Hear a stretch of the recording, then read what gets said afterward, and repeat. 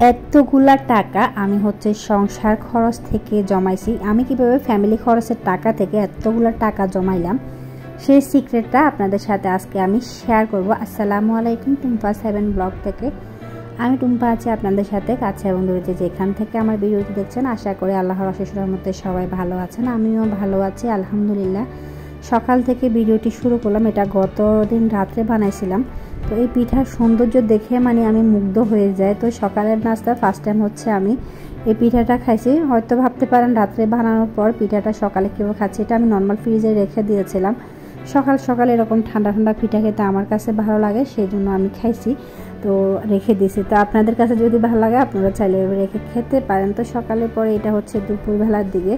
তো আমার মেয়ে বলতেছে অনেকদিন যে চলতেছে, তো এটা করার জন্য বলছে। তো আমি প্রথমবার করতে গেছি, তো আমারগুলোর অবস্থা খুব বেশি ভালো হয় নাই, অবস্থাটা অনেক বেশি খারাপ হয়ে গেছে, অনেক বেশি কী করবো। যাই হোক, প্রথমবার বানাইছি, তাও অন্তত বাচ্চাকে বুঝাইতে পারছি। তো এই অবস্থা আর কি। তো ওদের সাথে হচ্ছে আমি একটু খেয়ে দেখলাম, খাওয়ার পর বুঝলাম এটা টেস্টটা আসলে খারাপ না। তো সেই কারণে হচ্ছে হয়তো এত বেশি ফেমাস হয়েছে এটা। এখানে কিছু আমি চাল ভিজিয়ে রেখেছি, একটু হালকা লবণ পানি দিয়ে চালগুলো হচ্ছে ভাজবো। আসল প্রসঙ্গটা আসি, এখন হচ্ছে ভিডিওর মূল প্রসঙ্গ। আজকের ভিডিওর যে মূল প্রসঙ্গটা সে বিষয়ে আপনাদের সাথে একটু কথা বলি। টাকা জমানো তো আমরা সবাই পছন্দ করি, টাকা রাখবো বা টাকা জমাইতে চাই, এমন কেউ নাই যে আমরা টাকা জমাইতে চাই না। কিন্তু আমরা টাকা জমাইতে চাই এটা কিন্তু ঠিক, তবে টাকা জমানোর আমরা চেষ্টা করি না। চেষ্টা বলতে যেটা হয়, আমি যেটা দেখেছি, আপনি যদি বলেন যে আমি পুরো মাসের যে খরচ আছে, খরচটা শেষ হওয়ার পর আমার যে টাকাটা থাকবে আমি ওখান থেকে জমাবো, বা আমি খরচটা একটু সীমিত করার পরে আমি মাস থেকে 1 থেকে 2 হাজার টাকা প্রতি মাসে সেভ করবো, এটা আপনি কখনো পারবেন না যে খরচটা করবেন। আপনার হাতে যদি 10,000 5,000 টাকা থাকে, আমি যেটা দেখছি আমার হাত শুধু নিষ্পিস করে যে কী খরচ করব। মার্কেটে গেলে কোনো একটা জিনিস দেখলে আমি চিন্তা করি আমার ব্যাগে তো টাকা আছে, বা আমার ব্যাগে না থাকলে ঘরে আছে, ঘরে না থাকলে ফোনে আছে, যে কোনোভাবে হোক টাকাটা তো আছে। তো এটার জন্য আমি যেটা করি সবচেয়ে সহজ এবং সিক্রেট যে কাজটা, মেন ইম্পর্টেন্টলি যে কাজটা আমি করি, আমি মাসের শুরু থেকেই আমি হচ্ছে চিন্তা করে রাখি যে এটা কোন টাকাটা কীভাবে খরচ করব। তো এই যে আমি টাকাটা 1,000 2,000 5,000 করে এখানে হচ্ছে দেখুন, আমি কিন্তু সব টাকা কিন্তু আমার একসাথে কতভাবে আমি টাকা রাখছি, কখনো 500, কখনো 1,000, কখনো 2,000, যেরকম আমি যেই মাসে যতটুকু রাখতে পারি ওইটুকু হচ্ছে রাখি। আর এগুলো যখন 2-4 মাস জমানোর পরে একসাথে অনেকগুলো টাকা হয়, তখন এগুলো গুনে আমি সেপারেট করে রেখে দিয়েছি। আর প্রতি মাসেরটা যেটা 2-1 হাজার করে রাখতে পারি, যে মাসে যেটা রাখি এটা উপর দিয়ে রয়ে গেছে। তো আমি টাকাগুলো গুনে নিচ্ছি, আমার এখানে কত টাকা হয়েছে সেটা আমি না বলি। এটা আমি অবশ্য জমাইছিলাম একটা জুয়েলারি কিনবো হলে, তো সেটা আসলে কিনা যায় কিনা দেখি, সেটা পরে কোনো ভিডিওতে আপনারা যদি জানতে চান তাহলে অবশ্য বলবো। আর যেটা হচ্ছে টাকার অ্যামাউন্টটা আমি বলছি না, আপনারা দেখে বুঝতে পারেন, আইডিয়া করে বলবেন এখানে কত টাকা হতে পারে। তো এই টাকাটা যেটা হচ্ছে যেভাবে রাখছি সে বিষয়টায় আসি। তো আমার যেটা হয়, বাইরে যখন আমি যাই তখন আমি চিন্তা করি যে আমার হাতে তো টাকা আছে, আমি খরচ করে ফেলবো, এটা ভাবাই পরে হচ্ছে আমার কি খরচটা করা হয়ে যেত। আমি যেটা মোস্ট ইম্পর্টেন্ট যেটা করি, আমি 1,000 বা 2,000 অথবা 3,000, এর বেশি রাখা যায় না। একটা ফ্যামিলির থেকে আমার পক্ষে মনে হয় না এর বেশি রাখা যায়, কারণ আমাকে মাসিক খরচের জন্য যে অ্যামাউন্টটা এর বেশি রাখতে গেলে সমস্যা হয়ে যায়।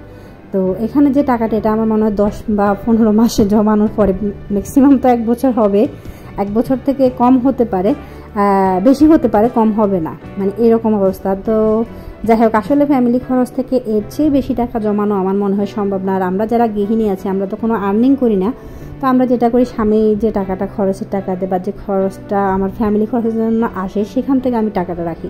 তো সেক্ষেত্রে দেখা যায় যে আমাকে এর চেয়ে বেশি জমানো চিন্তা করা ঠিক না। তা আমি একটা প্লাস্টিকের ব্যাংক আছে, ওটাতে আমি 500 টাকা 100 টাকা 200 টাকা, যখন আমার যে অবস্থা বাজার করার পরে খুচরো অ্যামাউন্ট থাকে, নতুন একটা নোট থাকলে আমি ওইটা রাখার চেষ্টা করি। তো ব্যাংকটা যখন হচ্ছে কাটবো তখন আপনাদের সাথে শেয়ার করবো আমার ব্যাংকে কত টাকা হয়েছে।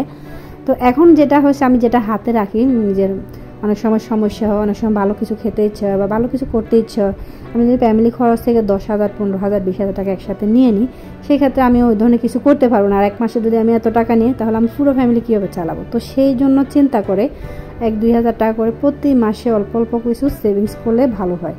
তো আমি যেটা করি একদম মোস্টলি ইম্পর্টেন্ট যেটা বলতে যায়, কথার প্রসঙ্গে কথা অন্যদিকে চলে যায়, তো সেটা হচ্ছে যে কি আমার যেটা মেন ইম্পর্টেন্ট কাজ, আমি 2 থেকে 3,000 টাকা মাসের প্রথমে যখন মাসটা শুরু হয় তখন আমি হচ্ছে এটা উঠাই রাখি দিই।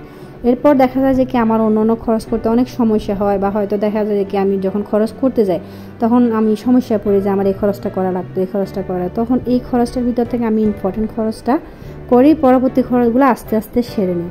আর আমি যদি প্রথমেই সবগুলো টাকা একসাথে হাতে নিয়ে বসে থাকি তখন কি হয়, আমার যেটা মানে খরচ করতে ইচ্ছা সেটা আমি খরচ করে ফেলি। তো যখন এভাবে আমার যেটাই খরচ করতে ইচ্ছে হবে তো সেটা আমি খরচ করতে থাকবো, তো তখন কি হয় আমাদের যে মানে টাকাটা থাকে ওইটা আমার দেখা যায় কি 1 মাসের টাকাটা 15 দিনে ফুরায় যায়। তখন দিন শেষে আমি পরিকল্পনা করি মাসে এত টাকা জমাবো, এটা খাবো এটা খাবো, আসলে গণা টাকা খুবই সীমিত, আর এই টাকাটা খরচ হতে একদম অল্প সময় লাগে।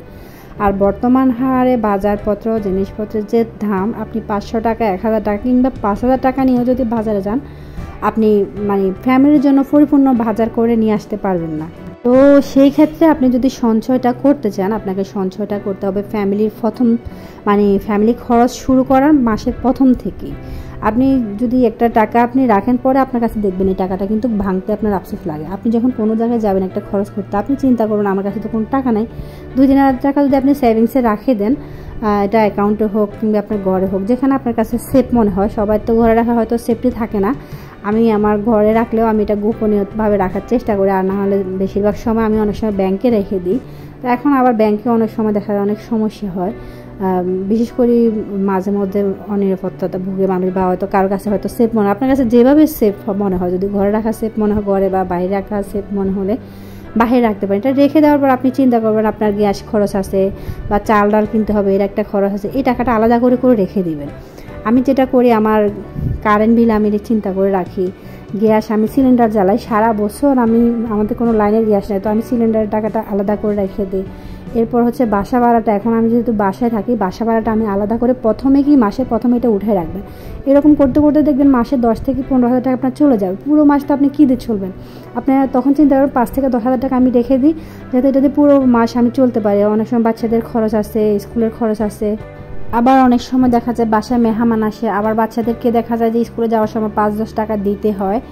এছাড়াও ফ্যামিলিতে কারো ওষুধ খরচ লাগে, তো এটা চিন্তা করে যখন আপনি একটা অ্যামাউন্টে রেখে দেবেন, নির্দিষ্ট একটা অ্যামাউন্ট যখন আপনি রাখবেন তখন আর আপনার বাড়তি খরচ করতে ইচ্ছে করবে না, বা যখন কোনো বাড়তি খরচ আপনার সামনে আসবে তখন আপনি এটা অ্যাভয়েড করতে পারবেন। আপনি চিন্তা করবেন যে আপনার মাথায় অনেকগুলো দায়িত্ব আছে, এই টাকাটা দিয়ে আপনাকে সবগুলো কাজ মানে শেষ করতে হবে, এটা চিন্তা করলে আর বাড়তি খরচটা হয় না বা বাড়তি খরচ আসে না। আমি যেটা দেখছি আমার অনেক সেফ হয়, বাট আমি যে কথাগুলো আজকে বলতেছি আমি অনেক ভিডিওতে বলি আমার বিবাহিত জীবন সংসার হচ্ছে আমার 15 বছর, তো আমার সাংসারিকের অভিজ্ঞতা বা এই সংসার চালানোর টাকা জমানোর খরচ করার অনেক সুযোগ পাইছি, বা অনেকবার করছি, অনেকবার রাখছি। অনেক সময় এই ধরনের টাকা জমাইলে নিজের অনেক খারাপ সময় হেল্পিং হয়। আমার এই টাকাটা আমি জমানোর পরে অনেক ক্ষেত্রে দেখা যায় আমি আমার হাজব্যান্ডকেও অনেকবার হেল্প করছি, বা অনেক সময় নিজের সাংসারিককে অনেকবার হেল্প করছি, আবার অনেক সময় দেখা যায় আমার পার্সোনালি খরচ যেটা আমি কারো কাছ থেকে নিতে পারি না সেই খরচটা আমার খুব ভালো একটা হেল্পিং হয়।